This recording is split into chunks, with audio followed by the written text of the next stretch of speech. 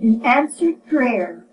Day after day and month after month, Jason the slave had dreamed a great dream of the time when he should win fame and freedom. It would be the day of the long-distance foot race in the Olympian Games, and he would be in the race. For 2 years he had been racing, running on the beach with Marcus, the son of the governor. And all during these 2 years, Jason had believed that he with Marcus was to enter the foot race. Dreaming he had seen himself the winner, had pictured his glorious return. He had even dared to dream that the governor would give freedom to him. Surely the victor at the Olympian Games would be given nothing less than his freedom. And now, crushed and miserable, the boy sat on a high rock, looked out on the sea. His dream was dead, for today Marcus had told him the truth. Jason was to go to the games, but he would not be allowed to race. For in Greece only 3 men could enter the games, and Jason was a slave. I hate Marcus, thought Jason, as he sat staring down on the beach where he and Marcus had so often raced together. He had known all this time that I could not enter the race, but he kept me from knowing it so I might help him to win. And as he thought bitterly of the many times he and Marcus had raced, he saw the other boy come out on the beach below. "Come race!" Marcus called. And from the tone of his voice, Jason thought that Marcus was being scornful. Instantly, Jason was on his feet. He sprang down the cliff and ran up to Marcus. Almost without thinking, Jason struck the boy who had formerly been his friend. Marcus fell to the ground. At that moment, Jason felt a heavy hand upon his shoulder. He looked up and found himself staring into the face of the captain of the governor's guard. "Can you get up?" the soldier asked Marcus. "Yes," the boy answered, rising to his feet. "Come with me," the soldier told Jason. No one spoke until they entered the governor's house and came before the governor. Then the captain told of how he had found Jason, the slave, striking the governor's son. "Is that true?" the governor asked Jason. "Is that true?" the governor asked Jason. "It is true." "Then I am sorry," said the governor, "but I must punish you. You are a slave, Jason, but I have tried to treat you as a friend of my son. Now you have lost that friendship by what you have done, so I must treat you just like any other slave. You shall go to work in the iron mines." In the iron mines, terror flooded Jason's heart. In the iron mines, men worked night and day. In them, men grew old and sick. In them, men died. The work was cruelly hard. The work was slaves' work. With a last look at Marcus, a look filled with hate, Jason turned and followed the soldier from the governor's house. Now Jason learned what it meant to labor from dawn till dusk, and sometimes far into the night. Now he found out what it meant to be hungry, to be thirsty, to be cold, to be sick without care. In the shafts of the iron mines, a slave labored without speaking, without pause. But Jason had no desire to speak with the other workers. Slaves, he thought, despising them even more than he despised himself. And in the few daylight moments Jason sometimes had to himself, he would sit on the cliff overlooking the beach where he had run with Marcus. And one evening, as he was sitting there, Marcus appeared on the sand below. "I hate you," Jason muttered out loud, staring down at Marcus. "I shall never forgive you." Jason had thought that he was alone, but to his surprise a voice sounded close to him. He turned around to see an old man, one of his fellow slaves, standing nearby. He had seen the man before in the mines. The man was, Jason thought, almost unbelievably old. Deep lines shadowed his thin face. Wrinkled skin stretched across his bony hands. But it was his dark and brilliant eyes which caught and held the boy's gaze. They were friendly eyes, joyous eyes. They were filled with a love which even now cooled the anger of Jason. "Why do you grieve?" the old man asked the boy. "Because everybody's so cruel. They're so unfair to me," the boy cried. And then, without meaning to, he poured out his story.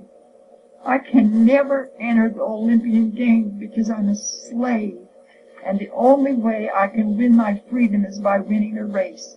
They will keep me a slave forever." "No one can really keep you a slave if you want to be free," said the old man. "Well, you're a slave," the boy exclaimed. "Can you make yourself free?" "I'm a slave under the laws of Greece," said the old man, but I'm no slave under the law of God. No matter how men drive my body, they cannot govern my soul. They cannot stop me from loving my fellow man.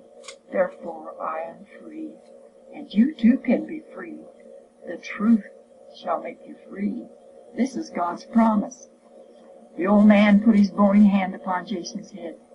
May the peace of God be with you, he said, and he walked away. In the days that followed, Jason often thought about the old man's words as he grieved over his lost dream of freedom. Who was this God of whom the old man had spoken? What did God have to do with freedom? And what did love have to do with freedom? One evening, Jason decided to seek out the old man and ask him what he meant. He found the old slave seated near the door of a poor little hut. Where can I find him? Asked Jason. Where can I find this God of whom you spoke? You can find him in your heart, the old man replied. But first, you must learn to love your fellow man. Jason turned away, puzzled and dissatisfied. What did the old man mean by saying that Jason must love his fellow man? Which man? Did he mean Marcus? No, thought Jason, I could never love Marcus. Jason refused even to think about Marcus. But little by little he began to think about the other slaves in the mines. He began to see that they were human beings like himself, grieving, hoping, fearing, longing for freedom, the same as he. And the more Jason thought about it, the more he wondered about what the old man had said. Would the slaves be happier if they loved each other, if they helped each other, if they cared what happened to each other? The days dragged into weeks, and the weeks into months, and one day Jason missed the old man at the iron mines. Somebody whispered that he was ill. When work was done, Jason hurried to the little hut. There was little that Jason could do for his friend except to bring him a drink of cool water from a nearby spring. The old man blessed him. May God be with you, my son, he said. How shall I know God? The boy asked himself a little while later as he climbed up the rocks of the cliff. When will he come to me? For a while Jason stared out over the sea, picturing the boat which was soon to carry Marcus to the Olympian Games. And after the races, Marcus would return. Would he be wearing the wreath, the crown of the victor?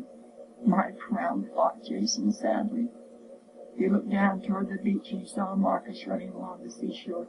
I hate Marcus, Jason started to say, but suddenly he stopped himself. He thought of what the old man said, you must learn to love your fellow man. I must try not to hate Marcus, Jason told himself firmly.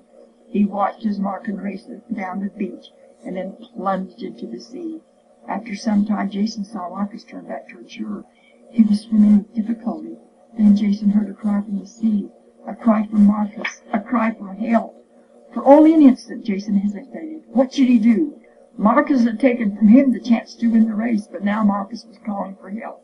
Marcus had taken from him the chance for glory, but Marcus needed him. Jason thought of the old man's teaching. With a shout, he ran down the rocks toward the beach. He could see Marcus struggling against the waves. Marcus, Marcus, shouted Jason, I'm coming to you. Quickly, firmly, he swam toward Marcus. Finally, he reached the drowning boy. He seized him and held him up. Then Jason turned and battled his way through the rough waters toward the beach. His arms began to tire. Once he thought he could no longer hold Marcus. Oh, God, he prayed, help me now. Help us both. At last, numb with exhaustion, Jason dragged himself and the other boy up on the shore. Arms reached out to them. As he lay there panting, Jason heard men shouting, Jason the slave has saved the son of the governor. Praise be to Jason. Jason toward Marcus. The eyes of the boy were still closed. He lives, asked Jason as the man bent over Marcus. He lives, the man said. I am glad, said Jason. A crowd gathered about the boys, but parted again as soldiers with lifted spears pushed them aside. Someone shouted, The governor! Jason forced himself to his feet. The governor knelt beside his son. You are safe, Marcus, he said softly. Jason saved me, Marcus replied weakly. Jason, repeated the governor. He stared at the slave boy.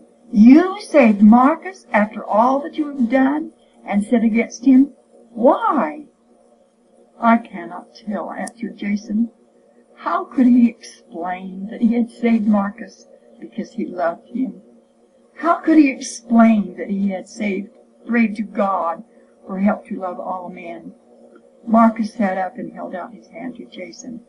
I thank you, Jason, he said, and his eyes told more than his words. You will be my friend again? Yes, I will be your friend, Jason promised. The governor put his hand upon the shoulder of the slave. Jason, he said, I did you an injustice. I let you train with Marcus when I knew that only free men could enter the Olympian Games. And now I shall try to give you the justice you deserve. From this day you are free.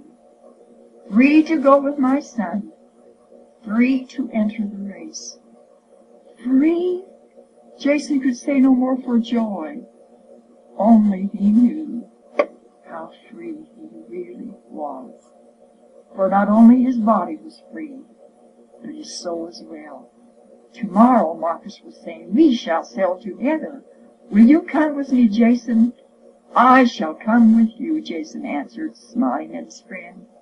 And his love for Marcus and for all of mankind was warmer than the warmest sunshine he had ever known.